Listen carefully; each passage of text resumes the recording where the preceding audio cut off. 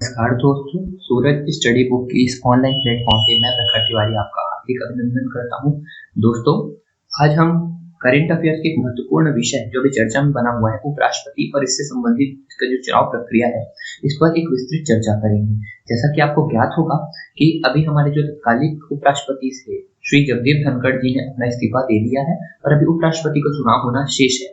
तो इसी क्रम में ये जो विषय है बहुत महत्वपूर्ण हो जाता है। ठीक है, तो ये आगामी आपकी हर परीक्षा, चाहे यूपीएससी की परीक्षा हो, पीसीएस की परीक्षा हो, एसएससी, बैंकिंग, रेलवे, हर तरह की परीक्षा के लिए महत्वपूर्ण विषय है। तो आज इस पर हम गंभीरता से थोड़ी गहराई के स्तर पर जाकर चर्चा करने का प्रयास करेंगे। ठीक है, तो चलिए प्रारंभ करते हैं आज का सेशन। एक प्रावधान को हम थोड़ा सा जल्दी से देख लेते हैं। हमारे संविधान में अनुच्छेद 63 से लेकर 71 तक उपराष्ट्रपति के विषय में बताया गया है। अनुच्छेद 63 से लेकर 71 तक। तो 63 तो सामान्य बोलता है कि भारत का एक उपराष्ट्रपति होगा या उपराष्ट्रपति का पद होगा। ठीक है, 64 में राज्यसभा का पदेन सभापति होगा बोलता है। अब ये पदेन सभापति क्या होता है, इसके बारे में हम थोड़ा सा आगे चर्चा करेंगे। ठीक है, अभी फिलहाल ये समझ लीजिए कि अनुच्छेद 64 में क्या लिखा है कि उपराष्ट्रपति जो है वो राज्यसभा का पदेन सभापति होगा, ये बोला गया है। ठीक है, इसके बाद राष्ट्रपति जब नहीं होगा तो उसके अभाव में, राष्ट्रपति की अनुपस्थिति में उपराष्ट्रपति उसका कार्यभार संभालेगा, ये भी लिखा हुआ है। और ये जो अनुच्छेद है, हम आज जिस पर विशेष रूप से चर्चा करेंगे वो ये अनुच्छेद 66। ठीक है, अनुच्छेद 66 में उपराष्ट्रपति के निर्वाचन संबंधी प्रावधानों के बारे में बताया गया है। बाकी आप इसको एक बार देख लेंगे। महत्वपूर्ण इसमें निर्वाचन है और कार्यकाल जो तो आपको पता ही होगा 5 साल का होता है। आगे हम इस पर थोड़ा विस्तृत चर्चा करते हैं, तो आगे बढ़ते हैं। ठीक है, देखिए उपराष्ट्रपति के बारे में पहले कुछ चीजें हैं जो हमको जान लेनी चाहिए। क्या जान लेनी चाहिए? उपराष्ट्रपति, जैसे मैंने बताया कि भाग 5 जो हमारे संघीय कार्यपालिका के विषय में बताता है। भाग 5 संघीय कार्यपालिका अनुच्छेद 63 से लेकर 71 तक में उपराष्ट्रपति संबंधित प्रावधान आपको मिलेंगे। अनुच्छेद 63 से लेके 71 में उपराष्ट्रपति संबंधी प्रावधान मिलेंगे। कौन से भाग में? भाग 5 में। ठीक है, लेकिन क्या होता है कि ना, बहुत सारी चीजों को हम संविधान में एकदम विस्तृत रूप से उसका मेंशन नहीं कर पाते। तो इसके लिए समय समय पर क्या होता है कि संसद ना कुछ कानून द्वारा उनके अनिवार्य जो चीजें होती है उसको लाने के लिए क्या करती है, कुछ क्या बोलते हैं उसको, कानून पास करते हैं, बोल सकते हैं। ठीक है, विधि बनाती है। तो वैसी एक विधि है राष्ट्रपति उपराष्ट्रपति चुनाव अधिनियम 1952। इसमें लिखा गया है पूरा विस्तृत जो प्रोविजन है उपराष्ट्रपति के चुनाव संबंधी जितने भी प्रोविजन है, जितनी भी प्रक्रियाएं हैं, क्रमबद्ध रूप से यहाँ पर आपको मिलेगी। कहाँ? राष्ट्रपति और उपराष्ट्रपति चुनाव अधिनियम 1952 में। ये जो हल्का फुल्का जो चर्चा है ना, ये आपको 63 से 71 तक मिल जाएगा कि प्रक्रिया क्या है, प्रक्रिया का नाम क्या है। ठीक है, कैसे होगा इसका, जो नियुक्ति मंडल जो बनता है, जो कॉलेजियम बनता है, वो कैसे होगा, वो सब होता है। लेकिन उसके बावजूद की जो विस्तृत चर्चाएं हैं वो आपको यहाँ मिली। ठीक है, आगे बढ़ते हैं। देखिए उपराष्ट्रपति का पद, जैसा कि आप जानते हैं कि राष्ट्रपति हमारे देश का सर्वोच्च पद होता है, सर्वोच्च, इसीलिए प्रथम नागरिक बोलते हैं हम राष्ट्रपति को। ठीक है, उसके बाद जो द्वितीय नागरिक है, द्वितीय सर्वोच्च पद है, वो कौन है? कौन है जी? उपराष्ट्रपति का पद है। ठीक है, दूसरे क्रम में आता है ये, शक्ति क्रम में भी दूसरे क्रम पे आता है। ठीक है, मुख्य कार्य क्या है? राज्यसभा का पदेन सभापति होता है। ये किसमें लिखा है? अनुच्छेद 64 में लिखा है। अब यहाँ हम थोड़ा समझते हैं पदेन सभापति क्या होता है। पदेन सभापति का मतलब ये होता है कि जिस दिन ना कोई व्यक्ति उपराष्ट्रपति बनने का शपथ लेगा, जिस दिन कोई व्यक्ति उपराष्ट्रपति बनने का शपथ लेगा, उसी दिन से वो राज्यसभा का सभापति बन जाता है। इसके लिए कोई विशेष घोषणा, कोई अलग से नियुक्ति करने की आवश्यकता नहीं होती। ठीक है, आपने उपराष्ट्रपति का शपथ लिया तो आप स्वतः ही वापस क्या हो जाएंगे? राज्यसभा के सभापति बन जाएंगे। इसीलिए इसको बोलते हैं पदेन सभापति। ठीक है, तो उपराष्ट्रपति राज्यसभा का पदेन सभापति होता है। कहाँ लिखा है? अनुच्छेद 64, आर्टिकल 64, अनुच्छेद 64 में लिखा है। ठीक है, राष्ट्रपति अगर अनुपस्थित है या राष्ट्रपति का निधन हो गया है, त्याग पत्र हो गया है, तो इस स्थिति में कार्यवाहक राष्ट्रपति के रूप में कौन काम करेगा? उपराष्ट्रपति कार्य करेगा। ठीक है, कार्यवाहक राष्ट्रपति के रूप में कौन काम करेगा? उपराष्ट्रपति काम करेगा। ठीक है, आगे बढ़ते हैं। चुनाव कराने वाला निकाय, उपराष्ट्रपति और राष्ट्रपति दोनों का चुनाव कौन कराता है? भारतीय निर्वाचन आयोग। भारत का जो निर्वाचन आयोग है वो करवाता है। तो इसकी पूरी प्रक्रिया भी निर्वाचन आयोग द्वारा ही नियंत्रित होता है। ठीक है, इसकी पूरी प्रक्रिया भी क्या होगा? निर्वाचन आयोग द्वारा नियंत्रित होगा। ठीक है, मतलब इससे संबंधित जो आचार संहिताएं हैं, जो भी गतिविधियां हैं, ये सभी संचालन कौन करेगा? निर्वाचन आयोग करेगा। ठीक है, आगे बढ़ते हैं। निर्वाचक मंडल, इलेक्टोरल कॉलेज। ठीक है, इलेक्टोरल कॉलेज मतलब उपराष्ट्रपति के निर्वाचन में कौन कौन लोग शामिल होंगे इसके बारे में बोलता है। ठीक है, ये सब आप आर्टिकल 66 में मेंशन है, याद रखिए आर्टिकल 66 का विषय है। ये हम लोग जितने निर्वाचन शब्द से संबंधित जो भी पढ़ेंगे ये आर्टिकल 66 में मेंशन है। ठीक है, देखिए राष्ट्रपति और उपराष्ट्रपति के निर्वाचन में दो तीन चीजें हैं जिसको आपको जाननी चाहिए, दोनों में जो डिफरेंसेस है।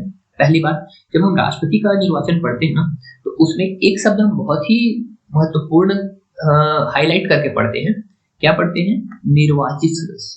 ठीक है, राष्ट्रपति के चुनाव में केवल और केवल निर्वाचित सदस्य शामिल होते हैं। किसके निर्वाचित सदस्य?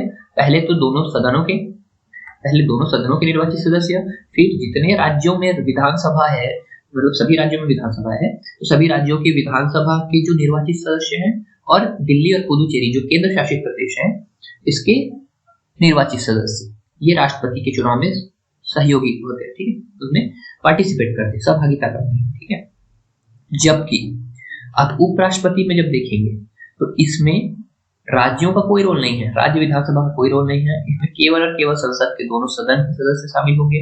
ठीक है, उसके अलावा निर्वाचित के साथ साथ क्या मनोनीत सदस्य भी शामिल होते हैं, याद रखेंगे।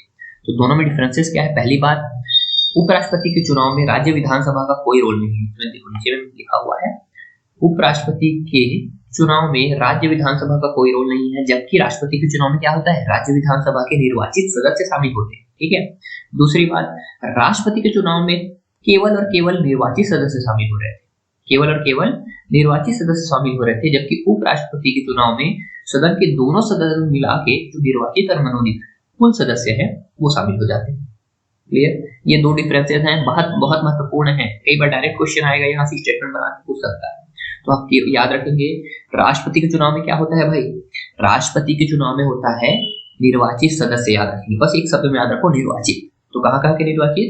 तो पहले संसद के निर्वाचित, संसद मतलब लोकसभा और राज्यसभा के निर्वाचित, राज्यों के विधानसभा के निर्वाचित, और जो केंद्र शासित प्रदेश है दो, कौन थे? दिल्ली और पुदुचेरी के निर्वाचित सदस्य, ये शामिल होते हैं। ठीक है, जबकि उपराष्ट्रपति के चुनाव में क्या होता है? सदन के मतलब लोकसभा और राज्यसभा के निर्वाचित के साथ साथ मनोनीत सदस्य भी शामिल होते हैं। इसमें विधानसभा का कोई रोल नहीं होता, और इसमें एक चीज ऐड हो जाता है, मनोनीत भी ऐड हो जाता है। ठीक है, तो ये दो चीजें याद रखेंगे। आगे बढ़ते हैं। देखिए उम्मीदवार बनने की योग्यता क्या है? ये जो योग्यता है ना, जो आपको ये जो 3 पॉइंट शुरू में दिख रहे हैं, कौन कौन से?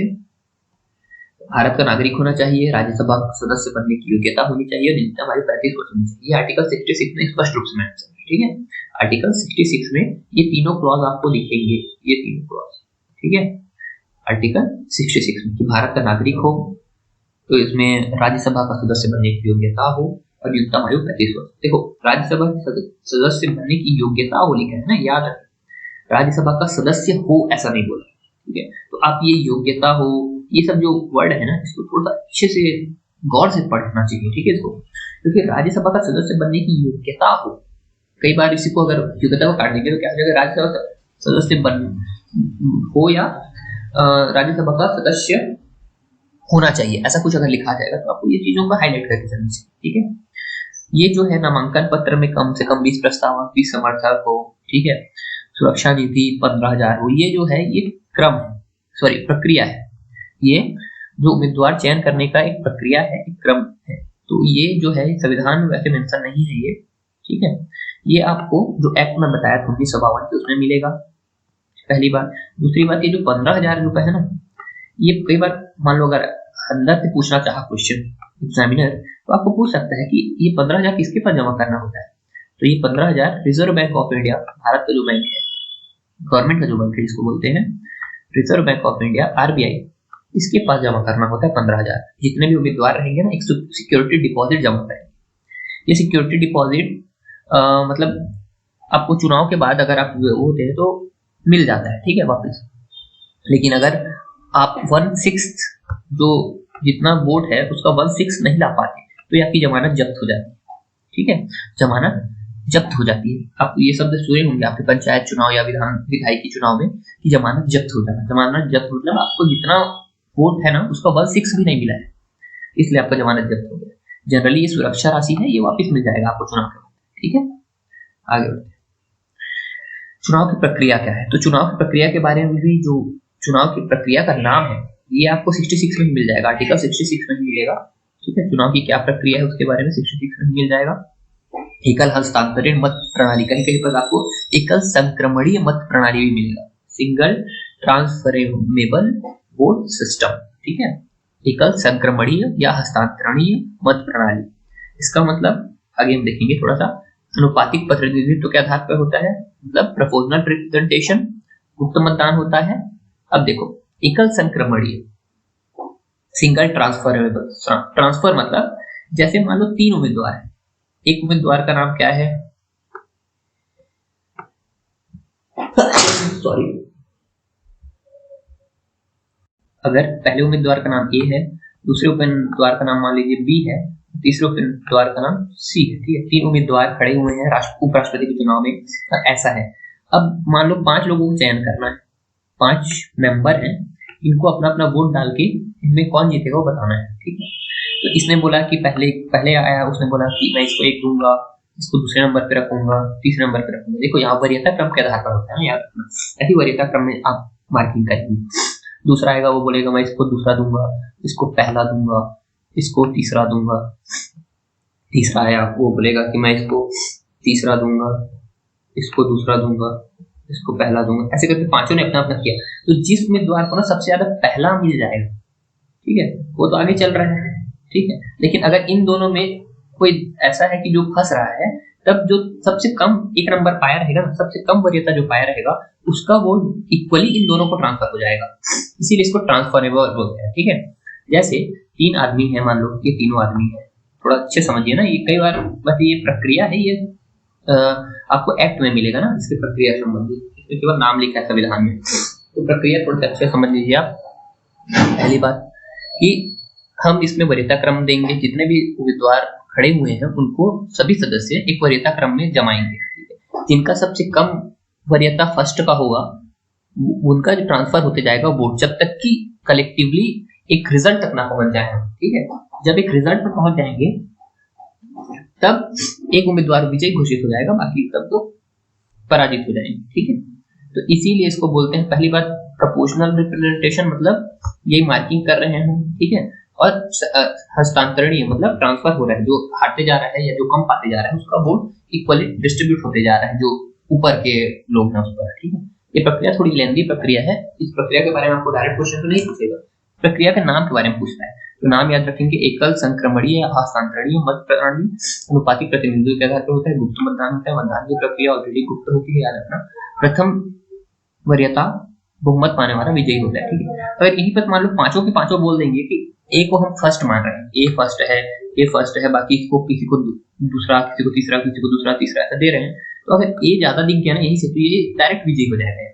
ये जो ट्रांसफर वाला केस तभी आएगा जब मत फंस रहा हो, मतलब कोई रिजल्ट नहीं निकल रहा हो, तभी है। ठीक है, यदि कोई उम्मीदवार आवश्यक बहुमत नहीं लाता तो मतों का स्थानांतरण किया जाता है, वही जो हमने बताया। ठीक है, जो कम आ रहा है मान लो, उसको हटाने के लिए क्या करते हैं, उसके वोट को ट्रांसफर करते हैं। ठीक है, आगे बढ़ो। कार्यकाल 5 वर्ष का होता है, पुनर्निर्वाचित हो सकता है। ठीक है, कार्यकाल के विषय में आपको आर्टिकल 67 में दिया हुआ है, आर्टिकल 67 में। ठीक है, उपराष्ट्रपति का जो कार्यकाल है 5 वर्ष का होगा, पुनः निर्वाचित किया जा सकता है, कितनी बार किया जा सकता है ये नहीं मेंशन है संविधान में, मतलब आप जितनी बार भी चाहें उपराष्ट्रपति बन सकते हैं। ठीक है, कार्यकाल की समाप्ति कैसे हो सकती है, इस्तीफा दे दें आप तो, या तो आपकी मृत्यु हो जाए, या तो संसद द्वारा महाभियोग ऐसे शब्द लिखा नहीं है, रिमूवल लिखा गया है। ठीक है, इस्तीफा हो जाए, उपराष्ट्रपति का इस्तीफा हो जाए, या तो उनकी मृत्यु हो जाए, या तो महाभियोग ऐसा कुछ वर्ड नहीं है, या तो उनको हटा दिया जाए राज्यसभा द्वारा, राज्यसभा ही हटाएगा। हटाने की प्रक्रिया के बारे में थोड़ा देखते हैं। देखो, राज्यसभा का ही पदेन सभापति होता है कौन, उपराष्ट्रपति, तो इसको हटाने की जो प्रक्रिया है वो राज्यसभा से ही प्रारंभ होगी, और केवल राज्यसभा ही हटा सकता है। ठीक है, राज्यसभा एक संकल्प पारित करेगी, प्रस्ताव लेके आएगी, विशेष बहुमत से उसको पारित करेगी, विशेष बहुमत मतलब उपस्थित और मतदान करने वालों को 2/3 से पारित करेगी, और लोकसभा केवल उस संकल्प का सहमति देगी, उसका समर्थन करेगी, तो ये प्रक्रिया पूर्ण होगी और उपराष्ट्रपति अपना पद खाली करेगा। ठीक है, केवल राज्यसभा में लाया जाएगा, याद रखेंगे, पहले और लोकसभा केवल उसका अनुसमर्थन करेगी। ठीक, शपथ ग्रहण भारत के राष्ट्रपति या भारत के राष्ट्रपति द्वारा, या तो राष्ट्रपति द्वारा नियुक्त कोई व्यक्ति, या तो राष्ट्रपति द्वारा नियुक्त कोई व्यक्ति किसको शपथ दिलाएगा? उपराष्ट्रपति को शपथ दिलाएगा। कई बार आपको डायरेक्ट क्वेश्चन पूछ सकता है कि केवल और केवल राष्ट्रपति शपथ दे सकता है उपराष्ट्रपति को? तो नहीं, या तो राष्ट्रपति स्वयं दिला सकता है, या तो उसके द्वारा नियुक्त कोई व्यक्ति जो उपराष्ट्रपति को शपथ दिलाएगा। ठीक है, आगे बढ़ते कुछ विशेष बातें देख लेते हैं इसमें। देखो, जैसे मैंने पहले ही बता दिया है कि राष्ट्रपति और उपराष्ट्रपति के चुनाव में सबसे बड़ा अंतर क्या है। राष्ट्रपति के चुनाव में कौन शामिल होता है जी? राज्य विधानसभा भी शामिल होती है, जबकि उपराष्ट्रपति में केवल संसद शामिल होता है। एक और डिफरेंस बताया था कि राष्ट्रपति के चुनाव में केवल निर्वाचित सदस्य शामिल होते हैं, उपराष्ट्रपति के चुनाव में निर्वाचित के साथ साथ मनोनीत सदस्य भी शामिल होते हैं। एक और महत्वपूर्ण बात याद रखेंगे आप, उपराष्ट्रपति का जो हमारे मॉडल है वो अमेरिका के मॉडल से प्रेरित है, अमेरिका के मॉडल से लिया गया है। उपराष्ट्रपति का जो पद है ये अमेरिका से लिया। ठीक है, देखो पहले उपराष्ट्रपति का नाम पूछ लेता है, फैक्ट है। उपराष्ट्रपति कौन थे? डॉक्टर सर्वपल्ली राधाकृष्णन। इन्हीं के जयंती के रूप में शिक्षक दिवस मनाते हैं, जन्मदिन के रूप में। ठीक है, वर्तमान में अभी जगदीप धनखड़ जी थे जिन्होंने अपना इस्तीफा दिया है, 2022 में चुने गए थे। ठीक है, वर्तमान पद अभी रिक्त है जब तक चुनाव नहीं होता। ये सब फैक्ट है, इसको आप एक बार देख लेंगे, पीडीएफ आपको प्रोवाइड किया जाएगा। डॉक्टर सर्वपल्ली राधाकृष्णन जो थे, जो 1952 में पहले उपराष्ट्रपति बने और बाद में राष्ट्रपति बने। ठीक है, डॉक्टर जाकिर हुसैन पहले मुस्लिम उपराष्ट्रपति थे। ठीक है, वीपी गिरी पहले कार्यवाहक राष्ट्रपति बने और आगे चलकर ही राष्ट्रपति पूर्ण रूप से बने। ठीक है, पहले कार्यवाहक बने, मतलब उस टाइम में वैकेंट रहा हुआ राष्ट्रपति का, तो पहले कार्यवाहक के रूप में काम किया, फिर इन्होंने राष्ट्रपति बने। ठीक है, ऐसे ही करके यहाँ पर महत्वपूर्ण है। ये कई बार पूछ लेता है, मोहम्मद हिदायतुल्लाह पहले मुख्य न्यायाधीश थे, पूर्व मुख्य न्यायाधीश, फिर कार्यवाहक राष्ट्रपति के रूप में इन्होंने काम किया। कई बार पूछ लेता है, ये पॉइंट इंपॉर्टेंट है हिदायतुल्लाह वाला, कि ऐसा कौन सा व्यक्तित्व है जिन्होंने कार्यवाहक राष्ट्रपति के रूप में काम किया है जबकि वो चीफ जस्टिस थे। ठीक है, तो ये किया है। देखो, राष्ट्रपति का पद जब खाली होता है पहले उपराष्ट्रपति कार्यवाहक बनता है। ठीक है, अब मान लो उपराष्ट्रपति का पद भी खाली है तो कौन बनेगा? तब जस्टिस, जो चीफ जस्टिस ऑफ इंडिया होता है वो बनता है। उस time chief justice of India Hidayatullah ji थे, तो उन्होंने राष्ट्रपति का पदभार संभाला। ठीक है, ये सब फैक्ट है, आप देख लेंगे। पहले दलित राष्ट्रपति भी कई बार क्वेश्चन पूछ देते हैं, डॉक्टर के.आर. नारायणन। ठीक है, ये सब बढ़िया बढ़िया फैक्ट है, इसको आप एक बार देखेंगे। जगदीप धनखड़ जी 2025 तक सर्व किए, जुलाई 2025 तक, अभी वर्तमान में नहीं। ठीक है, मतलब उपराष्ट्रपति नहीं। वर्तमान स्थिति अभी पद रिक्त है, अभी तक कुल 14 उपराष्ट्रपति बन चुके हैं, 7 उपराष्ट्रपति आगे चलकर राष्ट्रपति बने, तो इसको भी आप याद रख लेंगे। जाकिर हुसैन, राधाकृष्णन जी, गिरी, बीडी जत्ती, वेंकट रमन, शंकर दयाल और के नारायण। ठीक है, सबसे लंबे समय तक 2 कार्यकाल तक हामिद अंसारी जी ने सर्व किया है, 2007 से 2017 तक, और अभी हाल ही में जगदीप धनखड़ जी थे जिन्होंने अपना पद रिक्त कर दिया है। ठीक है, तो ये है उपराष्ट्रपति के चुनाव संबंधित प्रावधान। इसमें 2-3 चीजें महत्वपूर्ण है, जिसमें चुनाव की प्रक्रिया का नाम, आपको ये प्रक्रिया एकदम विशेष रूप नहीं पूछी जाएगी। ठीक है, कि कैसे होता है प्रक्रिया समझाओ, ऐसा कहीं क्वेश्चन नहीं आएगा।